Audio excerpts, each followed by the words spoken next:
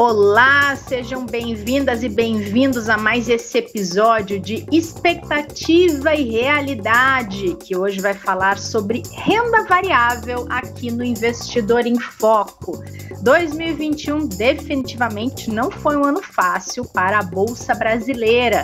Após 5 anos de alta, o Ibovespa, que é o principal índice, fechou em queda de aproximadamente 12%. Lá fora, a foto de final de ano foi bem diferente. Os principais índices de ações, como o Dow Jones e o S&P 500, além do Nasdaq, fecharam o ano em torno de 20% de alta.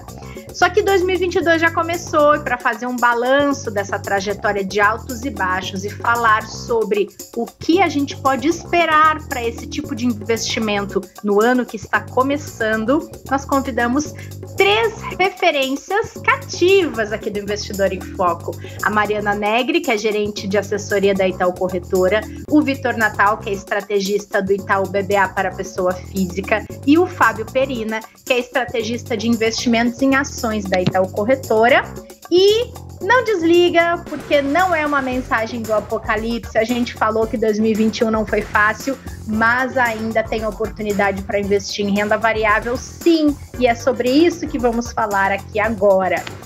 Mari, Vitor, Perina, que alegria ter vocês aqui nesse episódio especial. Sejam muito bem-vindos. Obrigada, Rê. Muito bom estar aqui. Feliz ano novo para todos. Valeu, Rê. Obrigado pelo convite. Um bom dia a todos. Estamos junto aí, 2022. Vamos na expectativa aí trazer bastante informação para o investidor. Obrigado pelo convite, Rê. Um feliz ano novo para todo mundo e que 2022 seja melhor que 2021. É isso que a gente espera. Obrigada, gente. É um prazer ter vocês aqui de novo. Vou começar a nossa conversa pela Mari. Mais uma vez, Mari, obrigada por toda essa parceria. E queria falar com você um pouquinho sobre cenário. A gente falou muito de bolsa ao longo de 2021. Os investidores precisaram apertar o cinto. Foi um ano muito volátil, talvez quando virou de 2020 para 2021 não se tinha a noção que essa volatilidade ia ser tão alta como ela foi. E aí queria que você trouxesse esse pano de fundo, esse contexto de cenário um pouquinho para a gente, que a Bolsa Brasileira caiu tanto, por que a gente se descolou tanto de outros índices? Um resuminho de tudo que a gente vivenciou, essa montanha-russa que foi a renda variável local aqui, hein, Mari? Nem fale, que ano. Como você, acho que você resumiu bem, né? 2021, de fato, não foi um ano fácil, foi um ano muito desafiador. Acho que começou bem, né? Quando a gente olha lá no início de 21, começou com possível retomada, melhora da atividade econômica, esperada, né? Mas aí quando a gente olha o balanço do ano, as coisas não saíram muito bem como esperado no comecinho ali de 21, há um ano atrás. Acho que um dos principais fatores é que a gente não teve ao longo do ano o crescimento esperado, né?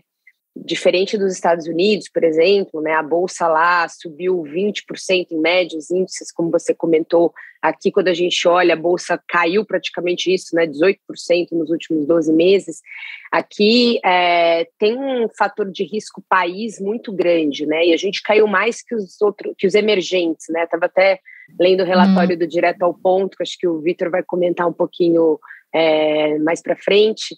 A gente está underperformando, inclusive, os emergentes, né? Então, acho que aqui teve fatores políticos, fatores de risco país, né? Teve toda a questão fiscal, né? Toda a história do PEC dos precatórios machucou muito bolsa ali ao longo do segundo semestre. Os balanços vieram, aí acho que o Vitor pode comentar um pouco melhor, mas vieram um pouco abaixo do esperado em alguns setores, né? A gente teve aumento expressivo dos juros, né? Então, falando aqui de Brasil, a gente teve um juros que começou em 2%, né, para tangibilizar, e terminou em 9,25%. Então, assim, ninguém esperava, né, esse ciclo de alta, ninguém esperava a inflação de 2 dígitos, que foi 2021, né, recorde ali na inflação, que deteriora o poder de consumo, que já não está muito bom, porque a gente não teve a retomada da atividade, o emprego não veio na expectativa que a gente calculava, que o mercado calculava. Então, foi de fato um ciclo ali vicioso, né, de indicadores ruins, o dólar puxando muito, que também puxa inflação, que também encarece as coisas, e aí isso também é consequência do risco país, né? Lá fora também, Estados Unidos, a alta dos juros demorou, né? Então o Fed agora em 22, esse ciclo deve vir, mas essa protelação aí desse aumento, somado à retomada lá, que foi melhor, ajudou a Bolsa lá e também levou investidores para lá. Então, de fato, foi um ano ruim para a nossa Bolsa, bom para a Bolsa lá fora. Acho que esse ano tende a se estabilizar, apesar da gente ainda ter um ano desafiador olhando para o Brasil. A gente tem perspectiva aqui de potencial de valorização, né? A gente está com um target aí para 115 mil em 2022, e eu vou deixar aí para os especialistas, para o Vitor, Perina, falarem um pouco mais no detalhe dos setores, dos porquês, mas a gente tem sim potencial, a gente tem perspectiva de inflação ainda alta, ainda acima do centro, mas mais arrefecida do que foi 21, né? Ali em 5%, e o ciclo de alta ainda deve continuar dos juros, mas assim, num delta muito menor, né? Então saiu o boletim Focus, a casa mesmo aqui está esperando 11,75 para o final do ano, mas assim, é um delta bem menor, ela vai subir ali mais 2,5, né? Não é os 7,25 que subiu ao longo de 21, isso está muito mais no preço. Então, os indicadores se comportando mais como previsto. A retomada ainda não vai ser muito expressiva em 22, mas 23 já tem uma melhora de retomada, a gente já tem juros voltando a cair, né? Isso já em 23. Então, assim, a gente tem que olhar médio e longo prazo, sempre a Bolsa, né? Então, aqui são dois pontos importantes, né? O fiscal, que machucou muito o Brasil, né? Agora em 22 vai ser um ano de eleição, então a gente deve sim ter volatilidade, mas a gente teve um fator importante, que foi a PEC dos precatórios, que foi aprovada em dezembro, né? Então, inicialmente o mercado viu isso como uma incerteza, furando o teto, mas depois o mercado precificou isso, e a aprovação disso foi uma página ali que se virou para começar a 22 sem essa história, né? Sem esse imbróglio da PEC dos precatórios. Então é um ponto que acho que tem que se considerar. As questões da pandemia, né, voltaram aí com força, né? Ômicron, agora tem a nova variante que eu estava lendo aqui, que é uma mistura da Delta com a Ômicron, né? Então, essa história das variantes, das cepas, elas vão continuar também, ao nosso ver aqui, mas acho que elas vão fazer menos preço, e apesar do contágio, das novas ondas, elas são menos graves, né? Assim, os sintomas são mais leves, todo o esquema de vacinação está, enfim, numa velocidade no Brasil, inclusive em São Paulo, super ok, terceira dose. Então, assim, acho que tanto o fiscal quanto as questões da pandemia, elas devem fazer menos preço, ao meu ver. As eleições, sim, vão ser um agravante, e aí o monetário, né, que vindo dentro desses esperados, esses indicadores que eu comentei, acho que não deve trazer tanto susto, e aí a gente deve ter um ano, sim, bastante desafiador, mas acho que menos do que 2021. Você tocou no ponto do longo prazo, né, Mari? O ano de 2021 deu alguns exemplos para investidoras e investidores do porquê a gente fala tanto que o investir em bolsa é um investimento de longo prazo, né? Pois veja, né, a gente está há 2-3 anos numa bolsa mais dura, mas a gente teve cenários bem positivos para a nossa bolsa, antes de, assim, 2019 mesmo, ali pré-pandemia, a gente vinha numa toada de alta muito forte, né? Então, de fato, tem sido 2 anos duros, descolamos aqui, de fato, dos Estados Unidos. Acho que vai ser um ano um pouco mais desafiador para os Estados Unidos 2022, para o mercado americano, né? Por causa da alta dos juros lá.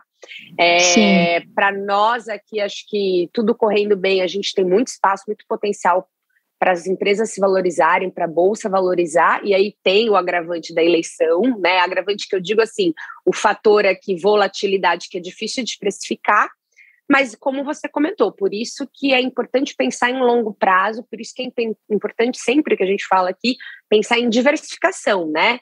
tanto a diversificação dos ativos, né, o que é a sua reserva de liquidez, por que você está entrando no mercado acionário, tem várias alternativas dentro do mercado acionário, né, tem as BDRs, tem ETFs, além das ações, e dentro do mercado acionário mesmo, assim, os setores que você pode compor ali na sua carteira. Então, a diversificação junto com o tempo, né, o período que você vai estar nesse investimento, são 2 fatores cruciais aqui para o investidor sempre olhar. Com certeza. Então, eu vou deixar a pergunta fácil aqui para o Vitor. É aquela que é simples de responder, todo mundo faz. O que esperar da Bolsa Brasileira em 2022, hein, Vitor? Essa tá fácil, você não quer fazer uma difícil? Né? Mas vamos lá, Rê. O que esperar da Bolsa em 2022? Essa é uma pergunta realmente complicada. E como você falou, 2021 foi difícil, 2022 deve continuar não sendo fácil. A gente espera que seja um pouquinho melhor que 2021, mas vamos ver como o ano se comporta. Agora, o que teremos de assuntos aqui para 2022, né? O primeiro deles, eleições. Eleições deve ser um tema bastante quente durante todo o ano, já foi um pouquinho no ano passado e deve aquecer agora ao longo de 2022, e deve impactar preços e trazer volatilidade para todos os ativos de risco brasileiros. A gente deve ter a continuação da pandemia com novas cepas e com um misto de não só cepas do coronavírus, como cepas do coronavírus se misturando com influenza, que é o que a gente viu agora, é o que o pessoal está chamando de fluorona, ou o mix and match ali de cepas do próprio corona, como a Mari estava comentando, essa cepa descoberta no Chile, em que tem a mistura da Omicron com a Delta, foi chamada de Deltacron, e por enquanto parece ser alguma coisa que deve ficar um pouco fora dos radares, por uma questão de nível de contágio, né? O nível de contágio da Deltacron provavelmente é um nível de contágio aquém da própria Omicron, e quando a gente tem uma variante muito mais contagiosa do que a outra, a mais contagiosa acaba tomando o lugar, que foi o que a gente viu com a Delta, que tomou o lugar da anterior, e com a Omicron, que agora vem tomando o lugar da Delta, tá? Eu sempre costumo dizer que nesse assunto de pandemia ainda é bastante importante a gente separar o que é crise de saúde do que é crise financeira.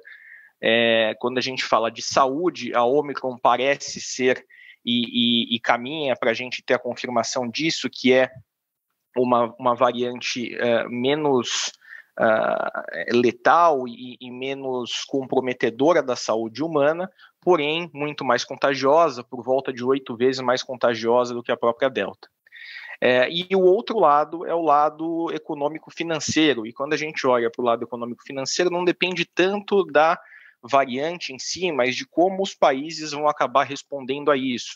E aí o grande exemplo até hoje que a gente tem para citar é a maneira como a China respondeu à variante Delta, por exemplo, implementando uma política de Covid-0, em que, dado um caso numa determinada região, o governo chinês fechava aquela região como um todo. Isso vai ser bastante difícil de ser implementado com a Omicron, dado que o nível de contágio é tão alto assim. Então a gente vai precisar acompanhar, e a gente vai precisar dividir cada vez mais o que é uma crise de saúde do que é uma crise econômica, tá? Como a Mari comentou, indo para os Estados Unidos, dado que a gente falou um pouquinho de China, a gente teve durante 2021 um movimento de tapering, em que os Estados Unidos começaram a tirar estímulos da economia através da recompra de títulos públicos, e agora a gente deve começar a ter o ciclo de alta de juros americano, que também deve comprometer as bolsas de países emergentes, tá? Aliás, quando a gente olha para a expectativa de subida de juros e o que isso teve de impacto, a gente vê mais impacto até em outros países mais frágeis, como, por exemplo, o Brasil, do que na própria economia americana. E aí, por último, falando um pouquinho de Brasil em si, que para mim é algo que é o ponto mais importante, é a inflação. A gente viu a inflação de 2021 fechar próxima de 10%. A expectativa do banco aqui, do Itaú BBA, é que a gente tenha o IPCA fechando por volta de 5% nesse ano de 2022 e que essa queda comece a acontecer mais pronunciadamente no meio do ano, tá? É bastante importante a gente prestar atenção nesse indicador. Quanto mais cedo a gente ver ele reduzindo, mais fácil fica da gente ver juros não atingindo patamares tão altos como esperado. A gente aqui espera 11,75 para o final de 2022. Se a gente vê uma inflação um pouco mais leniente, a gente deve ter juros também um pouco mais leniente. Vai depender da gente olhar para isso e ficar acompanhando os dados, tá? Uma coisa que ajudou bastante no final de 2021 com relação a esse assunto foi, como a Mari comentou também, a PEC dos precatórios. A PEC dos precatórios afastou a possibilidade da gente ver um decreto de estado de calamidade, que poderia fazer com que o teto de gastos fosse deixado meio que de lado em 2021. E com isso, a inflação, a expectativa de inflação ficou um pouco mais controlada e a curva de juros longa deu uma boa reduzida, o que ajudou bastante as teses, principalmente de empresas de crescimento, tá? Falando das preferências da Bolsa, a gente ainda está mais ou menos no mesmo mood que a gente estava no final de 2021, a gente ainda prefere empresas de duration baixo, ou seja, aquelas que têm uma sensibilidade a juros um pouco menor, beta baixo, ou seja, que estão bastante descorrelacionadas do índice Bovespa como um todo, exportadoras e empresas que se beneficiam em geral a exposição de um real fraco, e a gente prefere empresas de valor a empresas de crescimento, que conversa bastante com a questão da duration, tá? Normalmente, empresas de crescimento têm duration mais alto e, por isso, dado que preferimos duration mais baixo, acabamos preferindo também empresas de valor. E aí, para falar por final aqui um pouquinho dos setores que nos chamam a atenção, lembrando que a gente prefere setores defensivos, a gente tem o setor de utilities, que agrada a gente bastante. No setor do agronegócio, a gente gosta de nomes dos produtores em si. Quando a gente vai para o setor de alimentos e bebidas, a gente gosta bastante das proteínas, como, por exemplo, JBS, que é uma companhia que tem bastante exposição ao mercado americano, que passa por um momento num ciclo do boi bastante positivo para esse tipo de empresa. A gente gosta de celulose, com empresas como Klabin e principalmente Suzano. A celulose é uma commodity cíclica que a gente acredita que está ali próximo do ponto mais baixo da sua precificação e deve ter um momento interessante de precificação, pelo menos até fevereiro desse ano, fevereiro, março ali. E a gente gosta bastante também do setor de siderurgia e mineração. E aí, nesse caso aqui, o que a gente deve fazer também é prestar atenção nessa época do ano que é mais chuvosa. A gente já está tendo aqui notícias sobre as barragens das mineradoras, e isso também pode causar alguma volatilidade nesse setor. Então, apesar da gente gostar bastante, a gente tem que tomar cuidado com isso também, ficar atento. Se a gente tiver algum problema, talvez a gente precise fazer modificações nas nossas carteiras. E aí eu acho que engata bem, e a gente pode fazer o gancho com o que a Mari falou também, de ter carteiras diversificadas. A gente tem a carteira aqui Top 5, por exemplo, que são as 5 melhores oportunidades que nós acreditamos que o mercado oferece hoje, e de maneira nenhuma o nosso investidor deve ficar refém dessas 5 indicações. O investidor que gosta da Top 5 e quer acompanhar a Top 5 deve ter essas 5 ações e muitas outras para ter um portfólio diversificado e assim conseguir se livrar da volatilidade que vai permear o ano como um todo. Com certeza, esse ano promete volatilidade também por motivos diferentes, talvez, do que a gente presenciou em 2022. E aí, pegando esse gancho que o Vitor trouxe de cenários diferentes que podem ser oportunidades, e todo esse contexto que a Mari trouxe, que a gente deixa para trás, e um outro contexto que a gente entra, Perina, queria saber de você se você considera que a Bolsa está barata e que vale a pena investir em renda variável nesse começo de ano, pensando aí no longo prazo, como a gente falou. Boa, Rê, vamos lá. Eu tenho respondido muito essas perguntas, principalmente agora, esse começo de ano, né? A gente lá no Dominando a Bolsa, a gente tem conversado muito com os investidores, todo ano começa, sempre tem aquela expectativa, né? Quais são as melhores ações para 2022? Qual é o melhor investimento para 2022? Então é natural no início desse ano sempre ter esse questionamento, ter esse levantamento, não só por parte nós aqui da parte de análise, mas também da parte da mídia, da parte dos investidores de vir com a gente, tá? Claro. E aqui eu vou trazer um ponto do que eu tenho falado muito nesse início de ano e quero aproveitar para compartilhar aqui com todos. A frase, essa bolsa está barata, né? E a gente partindo da premissa que bolsa é para longo prazo, se você usar essas duas regrinhas, essas duas frases, faz sentido quando a gente olha que a Bolsa bateu 130 mil pontos e agora nós estamos aí, né, chegou a bater 100 mil agora em janeiro de novo, mais uma vez, né, então fica sempre essa expectativa. O único ponto que eu tenho alertado bastante para os investidores neste início de ano é que bolsa é barato quando a gente tem um movimento leve de queda na bolsa e a gente já vinha numa toada, né, como a Mariana comentou, no começo de 2019, ali, ao longo de 2019, nós vínhamos numa toada de expansão de economia. Então, tudo isso, qualquer movimento de queda que poderia aparecer na bolsa, como os ventos estavam para cima, a favor, essa frase de bolsa está barata, ela funcionava muito bem.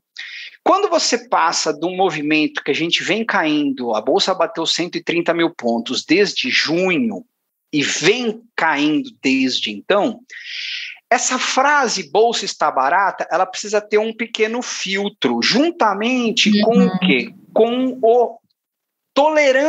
a tolerância de risco e o quanto esse investidor pode esperar. Por que eu falo isso? Porque a parte que a gente toca ali no Dominando a Bolsa é a parte da análise gráfica. Para quem ainda não está totalmente familiarizado, a parte da análise gráfica, ela cuida de entender como os investidores estão pensando, ou seja, traduzindo de uma maneira simples, ela tenta trazer se o mercado está otimista ou se está pessimista.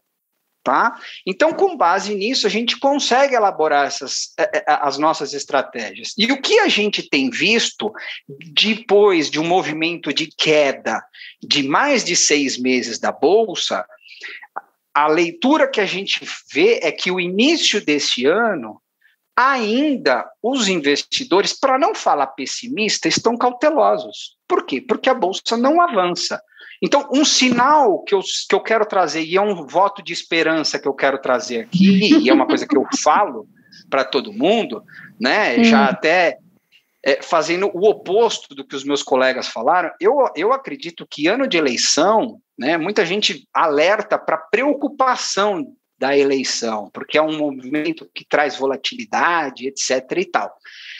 E com essa volatilidade, quando a gente olha para a análise gráfica, né, e a gente fala muito isso lá todos os dias no Dominando a Bolsa, para mim vai ser um ano de oportunidade. Pô, mas como assim? Porque volatilidade com eleição traz incertezas, né? E incerteza, o mercado, por ser já um ano de volatilidade por conta da eleição, eu tenho a expectativa que o mercado pode errar a precificação para um lado, ou ficar mais negativo do que o normal, e aí, né, em algum momento ele vai corrigir dando boas oportunidades de entrada, certo?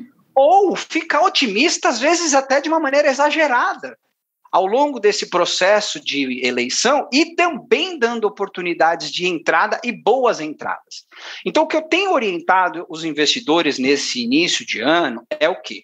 Olha, bolsa está barata, se nós olharmos trazendo um movimento que já está há mais de 6 meses caindo, a gente pode até chegar nessa conclusão. Porém, dado que já está há um bom tempo caindo, não custa ter um pouco de cautela. Dá uma avaliada, principalmente no tamanho do risco que você pode cair, que você pode aceitar, porque a tendência ainda é uma tendência, vamos falar, de 6 meses, é uma tendência que pode cair um pouco mais antes de dar esta oportunidade que eu estou vendo nessa janela ao longo desse ano, que eu acredito que vai acontecer. Então, para a gente fechar essa parte aqui, o que eu trago para o investidor é, tenha, nesse momento aqui, trazendo um pouco do que o Vitor falou, esse cenário um pouco aí mais de defensivo, ou seja, não vejo que agora é um momento de tomar muitos riscos, agora é momento de ter a cabeça fria no lugar, de entender que bolsa é um planejamento de médio a longo prazo e que o curto prazo vai se tornar positivo em alguma parte do ano. E aí eu faço o meu convite e faço o convite aqui para quem está nos assistindo de acompanhar a gente lá no Dominando a Bolsa, porque ali é quando, no nosso entendimento, é quando a Bolsa entrar em tendência de alta, que neste momento aqui ainda precisa de mais alguns acontecimentos para a gente conseguir esse rally aí que a gente pode dizer de começo de ano, vamos falar assim. É verdade. Agora, pensando nisso que você trouxe, quando você falou, Vitor, em diversificação e não ter somente as ações recomendadas, por exemplo, na carteira Top 5 ou na carteira de dividendos, associando a tudo isso que o Perina trouxe, dessas oportunidades que a volatilidade traz e também desses cenários que podem ser de momentos de entrada na bolsa, essa dica da diversificação é pensar em setores diferentes, empresas com propostas diferentes, porém com solidez na hora de buscar as ações que a pessoa vai comprar. É mais ou menos por esse caminho? É isso e um pouquinho mais, Rê. Eu acho que eu completaria aqui colocando também diversificação de classe de ativos, né? Então, a gente deve sempre pensar em ter uma composição entre renda fixa, renda variável e um pouquinho de alternativos, de investimentos alternativos. E aí a gente tem aqui na equipe, inclusive, que não está aqui com a gente nesse momento, mas a gente tem a Larissa Napo e o Marcelo Potenza, que fazem, por exemplo, análise de fundos imobiliários, que é um outro tipo de ativo que pode servir, inclusive, para a gente diversificar o portfólio nesse momento. A renda fixa também vem a calhar nesse momento, e aí, quando a gente fala especificamente de bolsa, a análise fundamentalista e a análise técnica acabam andando de mãos dadas e acabam se completando. Muitas vezes elas têm viés um pouquinho diferentes, mas a gente acaba tendo na análise técnica, na análise gráfica, alguma coisa que acaba atingindo um pouco mais o curto prazo, com uma assertividade legal, e para análise fundamentalista, alguma coisa um pouquinho mais relacionada com o longo prazo.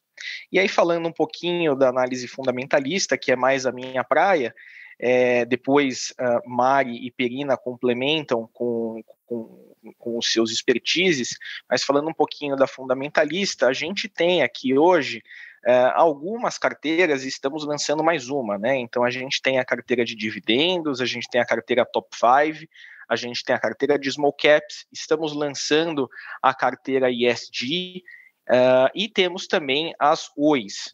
A carteira Top 5, como eu comentei anteriormente, é a carteira em que a gente tenta buscar as melhores oportunidades de mercado naquele momento.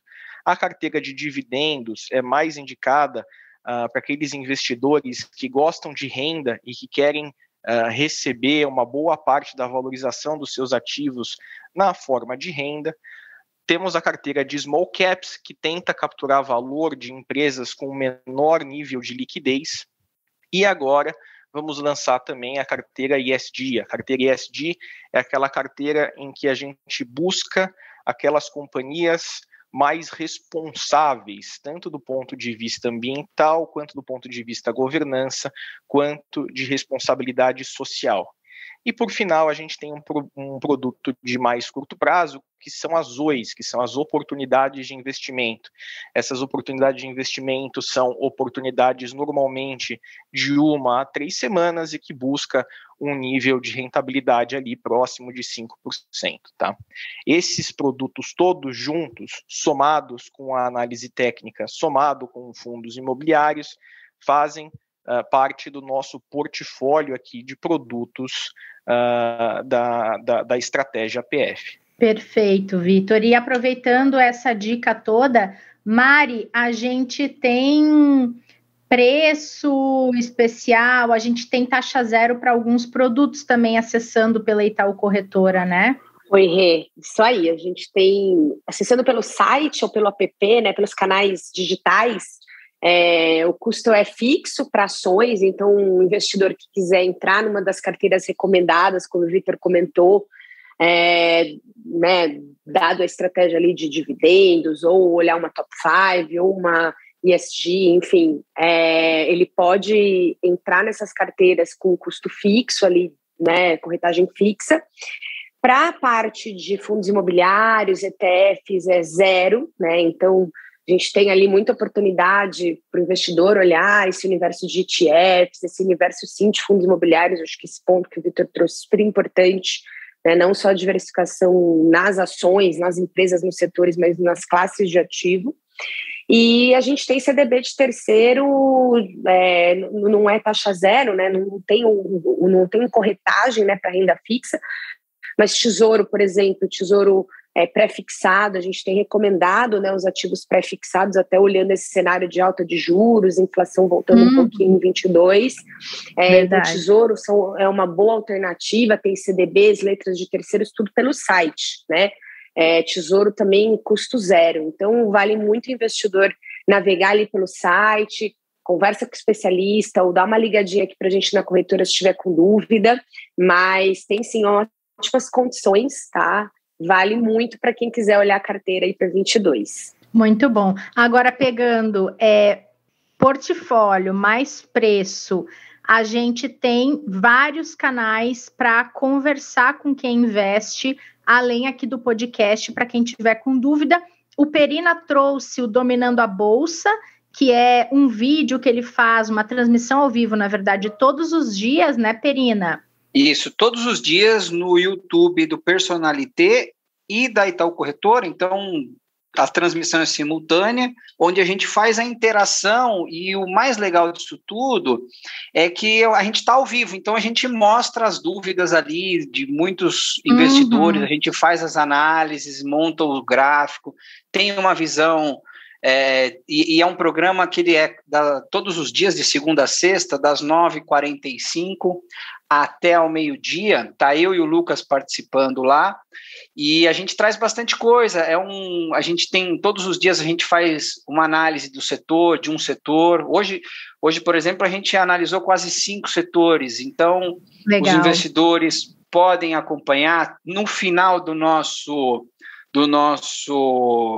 programa, a gente sempre traz uma sessão que a gente chama de reflexão do dia, que geralmente é uma dor, né? É algum problema, é alguma dúvida que algum investidor ali coloca em alguma das perguntas, e aí a gente tenta trazer algumas alternativas, né? Algumas reflexões sobre esse tema. Então, assim, é uma coisa que, além de tirar as dúvidas, é bastante educativo para quem está começando e quer aprender como é que funciona esse mercado de ações também. Então fica meu convite aí todos os dias, de segunda a sexta, das 9h45 ao meio-dia. E Perina, que bom que você tocou nesse assunto de aprender, que a gente precisa dar um recado aqui antes de encerrar esse podcast, que teve tanta demanda por saber mais sobre análise gráfica e esse tipo de leitura do mercado de ações que é feito pela análise gráfica, que o Perina, gente, gravou 3 módulos em vídeo. É uma espécie de aula ensinando alguns conceitos principais, como usar a análise gráfica em favor da escolha das ações que a pessoa quer comprar, como usar para definir quando comprar, quando vender e ainda encerrar aprendendo a montar a própria carteira. Fiz certinho, Perina? É isso mesmo? Sim, esse foi um conteúdo que a gente elaborou com muito carinho, principalmente, e de uma maneira bem objetiva, tá, Rê? Sem muita enrolação.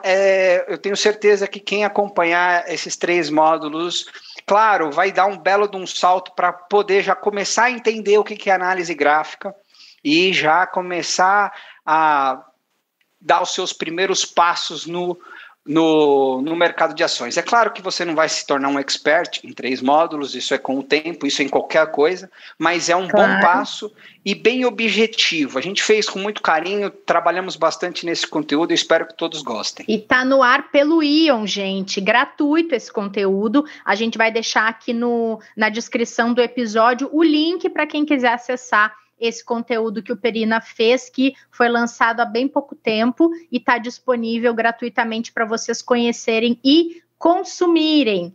Gente, queria agradecer demais a presença de vocês aqui nesse episódio especial. Renda variável e bolsa é sempre um assunto que gera muita dúvida e muita curiosidade por parte de quem acompanha o Investidor em Foco e também de quem investe o seu dinheiro, seja em qual ativo for, seja em que perfil for. Então, queria agradecer vocês, desejar um ótimo ano e a gente vai se ver muitas outras vezes ao longo de 2022, hein? Obrigada, Mari.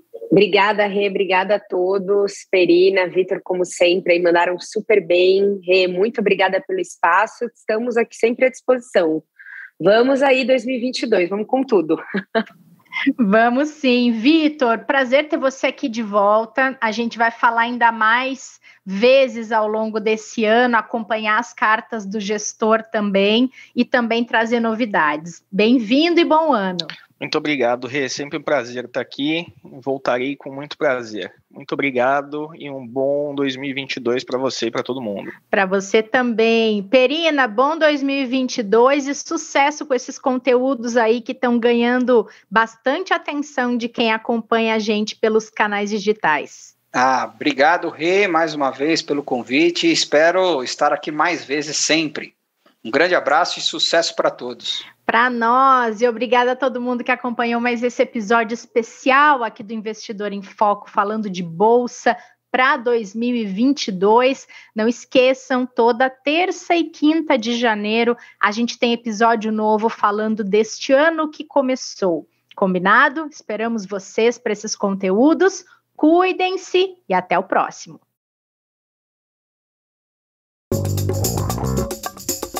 Todos os dias, aqui no Investidor em Foco, uma conversa descontraída sobre investimentos, mercado e planejamento financeiro.